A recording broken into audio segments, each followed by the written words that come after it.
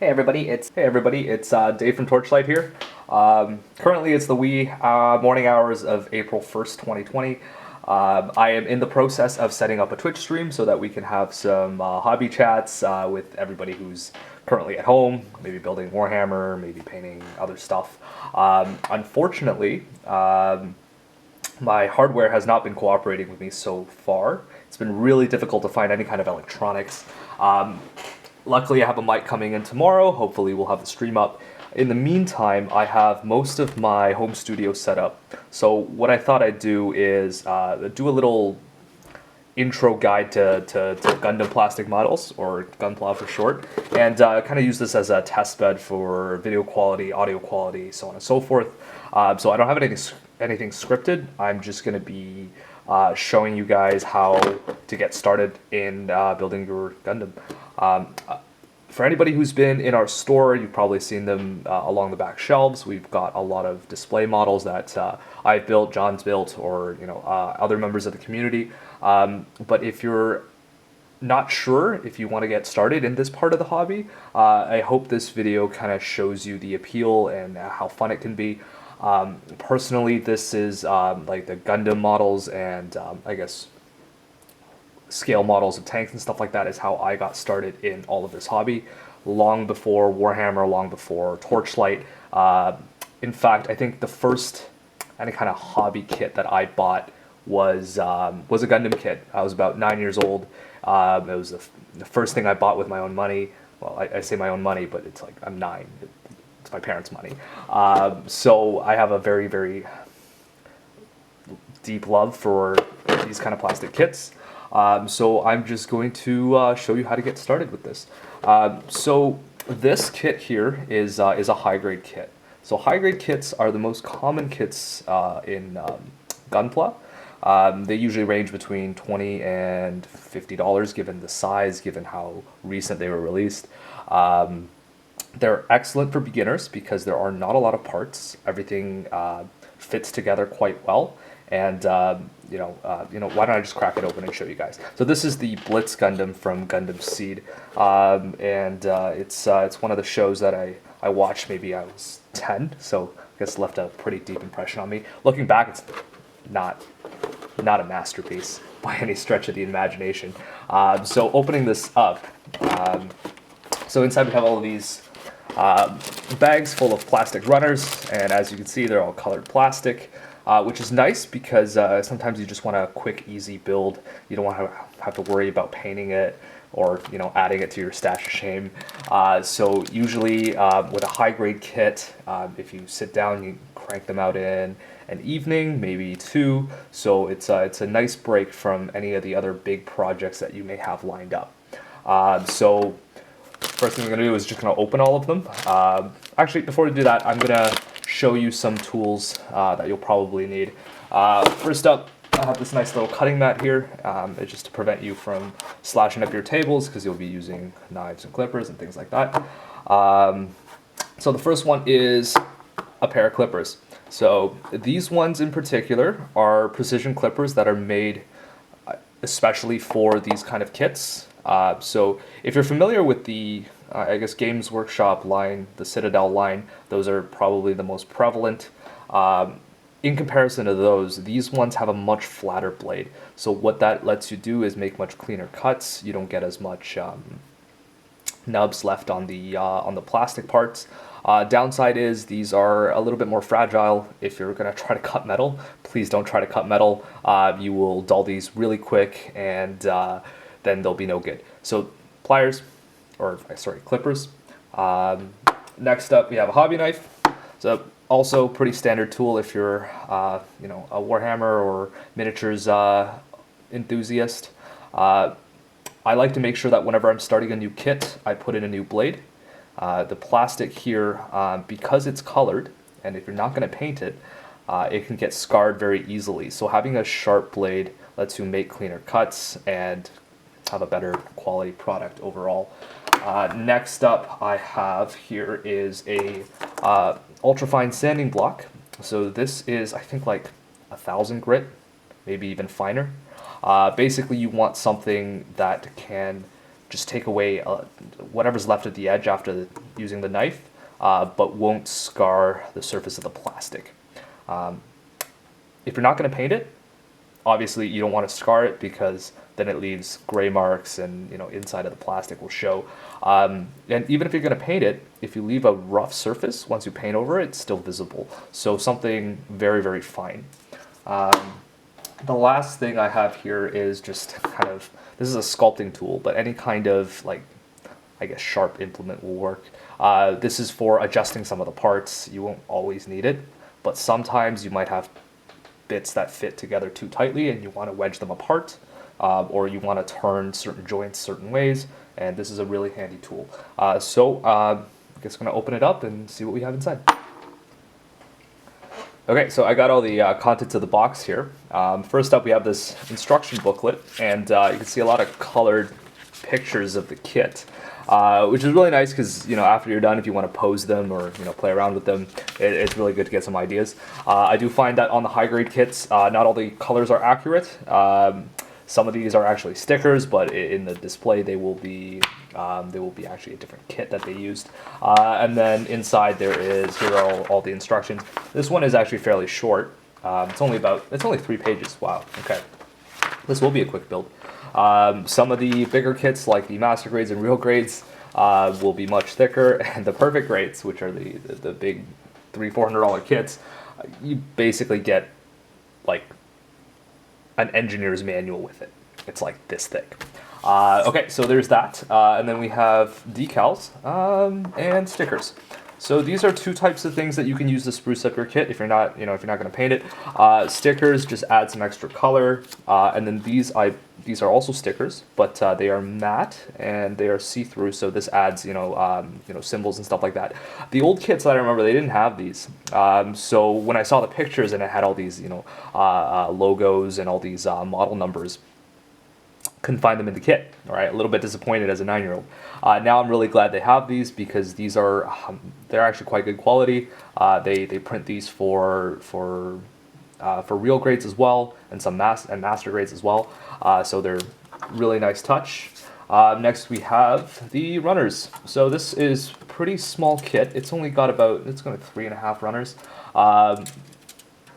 Tip number 1: get some kind of organizer, because some of these kits, typically HGs will have 5, maybe 6, and then the bigger kits will run up to like 25. So some way to sort them would be good. This is just like a file organizer from Staples. I've seen people use like dish drying racks. Pretty neat idea. Also works pretty great. So you can see that on the runners here, they have letters on them. So see. I probably can't pick that up, but that says C right there. So this one is A, B, and C, pretty simple. And then it's got this last little small sprue that is made of very flexible plastic. So these are called polycaps. The Gundam community is pretty divided on polycaps. So what they do is they usually fill in where the joints are. So that way when you put a hard plastic piece into one of these joints, what it does is it grips the joint, but it still allows it to kind of be flexible and move, so you get posability out of it. On the other hand, there's much better solutions in real grades and master grades and so on and so forth. Just gonna refocus the camera there. Didn't realize that was out of focus. Okay, so this is simple. A, B, and C. And these little ones I'm just gonna put away for now because I don't want to lose them. Okay, so cracking open the manual. Let's see if I can get the camera zoomed in.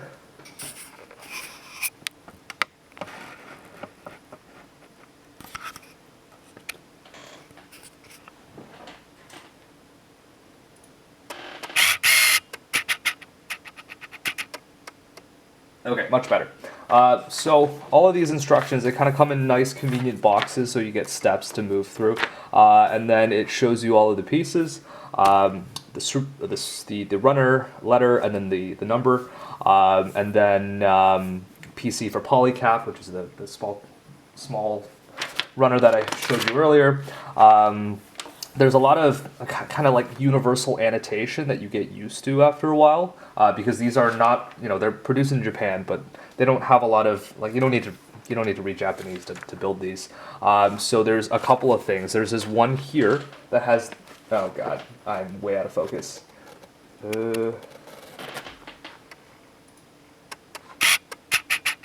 Okay, so right in the center of that screen, you see those two little kind of like pips on the side of that? That means you have to be careful which direction that is facing.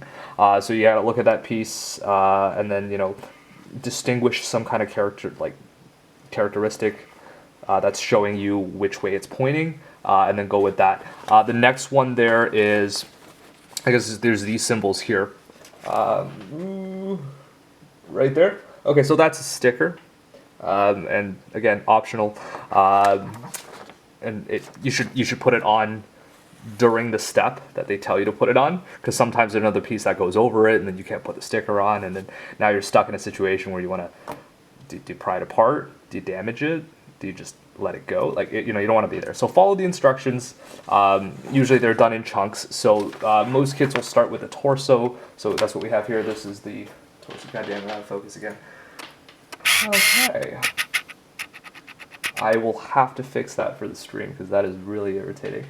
Okay, so looking at the first part there, I'm gonna zoom back out.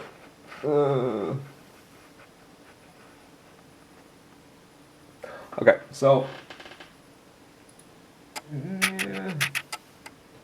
all right, so I'm gonna look here. It says C9, so that's where we're gonna start. So runner C, and we're gonna look for part 9, right? It's pretty simple. You guys build Warhammer. This is easy stuff. And this is runner B.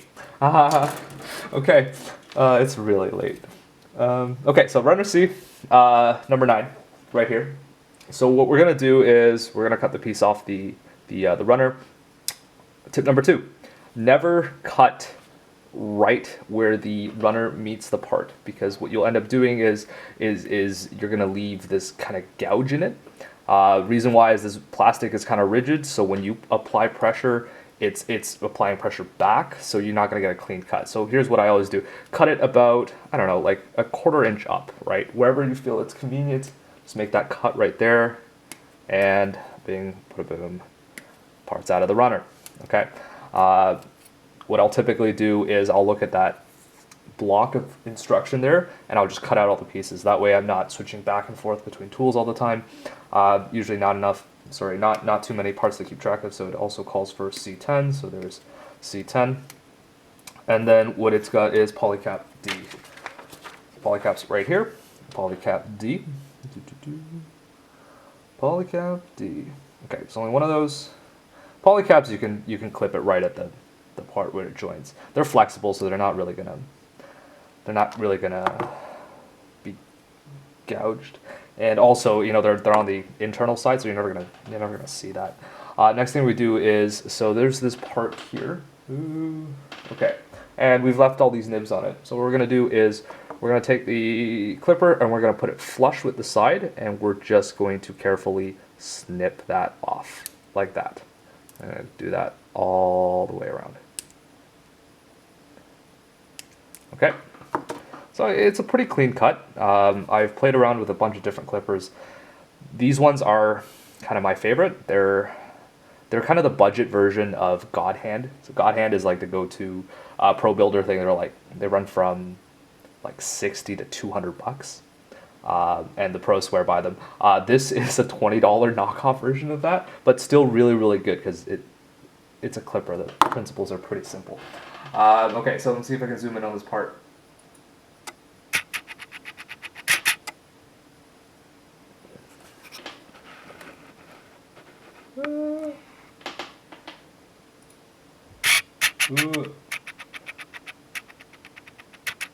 Alright, so you can see there it's pretty clean. And if you're in a rush, you can just leave it there.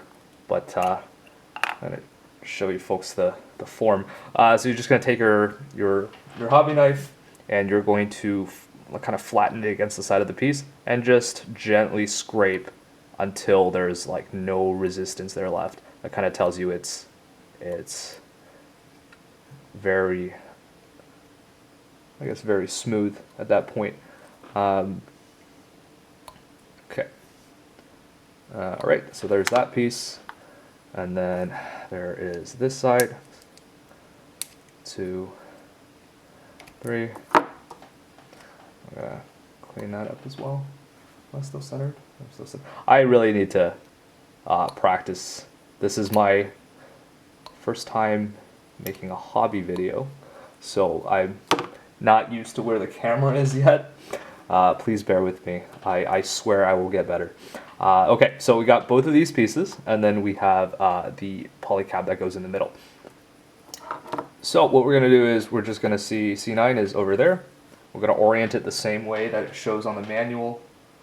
I can zoom out at this point. Actually, not yet. Okay, and then we're just going to slide the polycap in.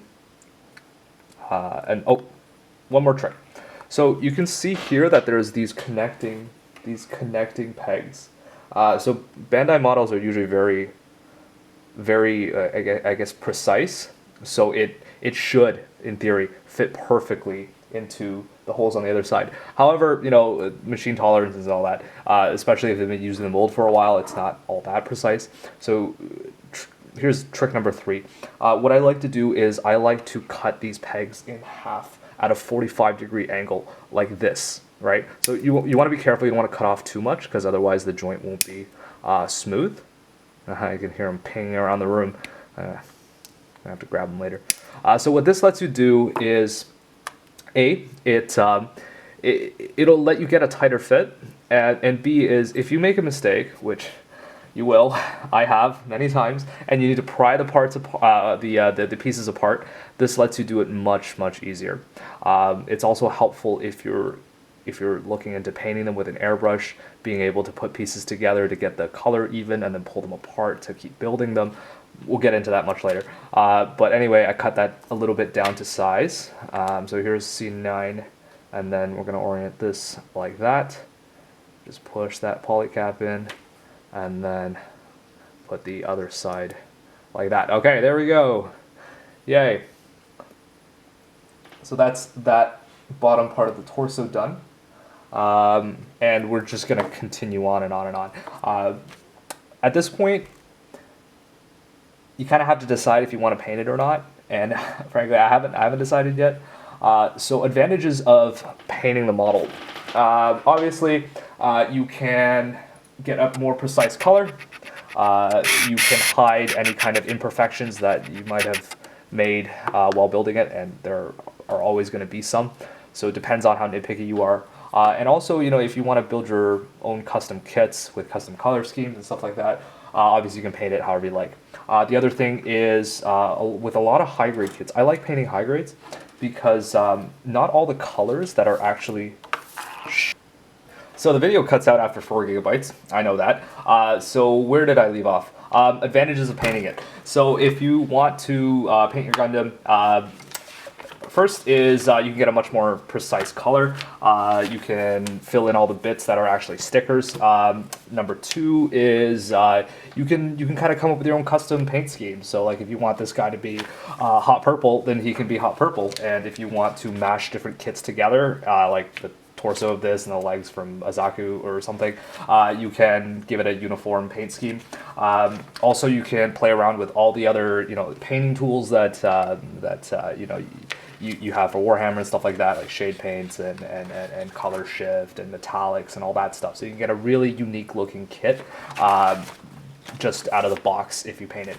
Now, some downsides. So the first one is time. So this kit, I'm going to say, is going to take me about 2 hours to finish. If I'm going to paint it, it's going to be like 6 to 8 hours. So, you know, you can make your kit stretch much longer if you decide to paint it. But if you just want something quick, then, you know, that defeats the purpose. The other thing is you can go through all the steps. So you can prime it, you can paint it properly, and then you can varnish it afterwards. But chipping will still occur. So if you're going to paint it, it ends up being more of a display model. Like you pose it, you put it in the cabinet, and then you might shift it every couple of weeks or something. But you're not going to be able to you know, play with them like an action figure. So right now I still haven't decided whether I'm going to paint it or not. I will come back in part 2. So part 2 will either be me showing you guys how to airbrush Gundams, or it'll just be me assembling the rest of it. So anyway, thanks to you for watching me ramble about Gundams, and I'll include a link in the description below if you want to pick up your own kit. I know we're currently closed, but we still do free deliveries in the Burlington, Oakville, Hamilton, Mississauga, Milton, Guelph area. I guess the circle keeps getting bigger. Or we have shipping across Canada and the US as well. And a lot of the tools that I've shown here, I'll include a link to them as well. They'll be there while supplies last. So thank you very much, and we'll see you on number 2.